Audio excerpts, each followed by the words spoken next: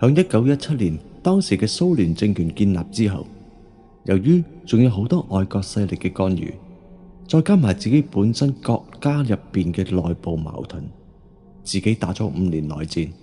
所以佢哋都好多麻煩。而當時列寧所帶領嘅蘇維埃政府就將本來已經有限嘅資源集中咗響軍事同埋維穩呢一啲地方裏面。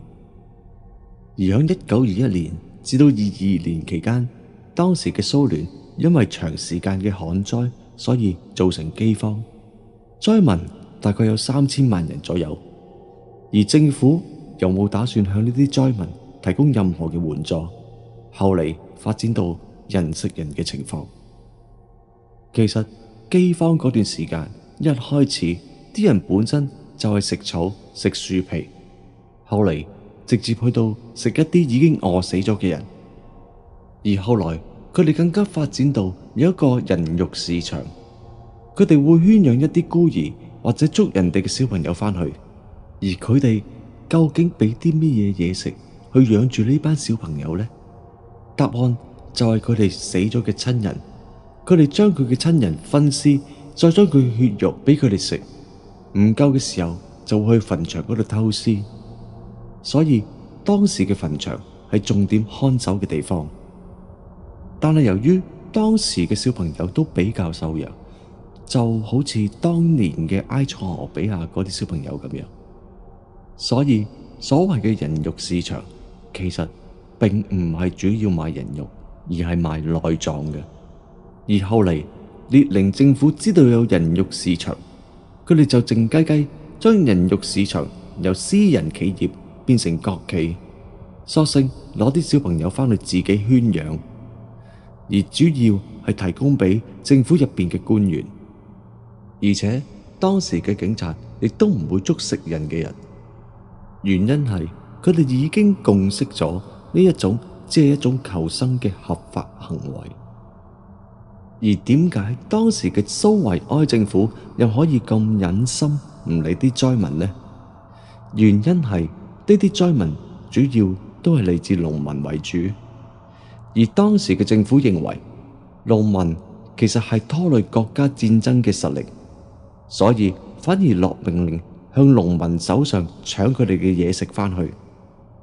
至於其他嘅國家點解完全冇出手幫佢哋呢？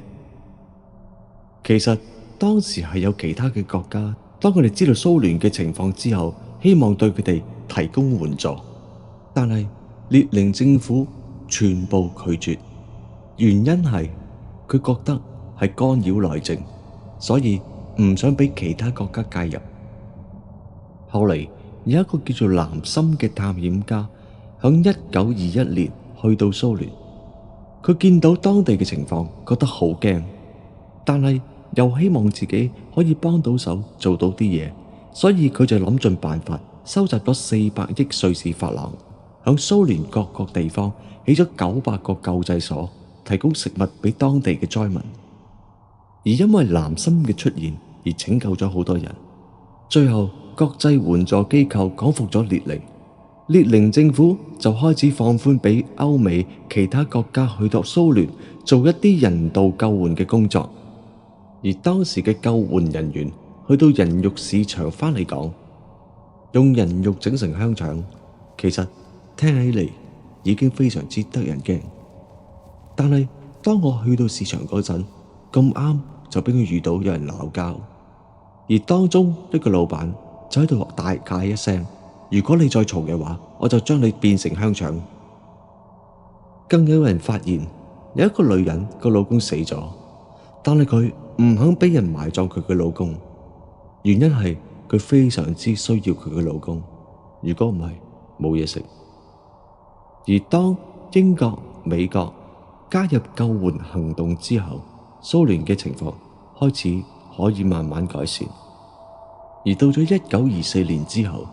大饑荒終於都過去，列寧亦都死埋。至於呢一場大饑荒，響蘇聯至少死咗500萬人。而當蘇聯解體之後，更多嘅資料就開始解封。而呢一刻，我哋更加知道，原來當年蘇聯佢哋入邊嘅孤兒院、福利機構，其實主要都係用嚟圈養一啲小朋友嘅地方。所以幸福同埋食物亦都係一樣，並唔係必然，而關鍵隨時可能取決於你生活響邊一個地方。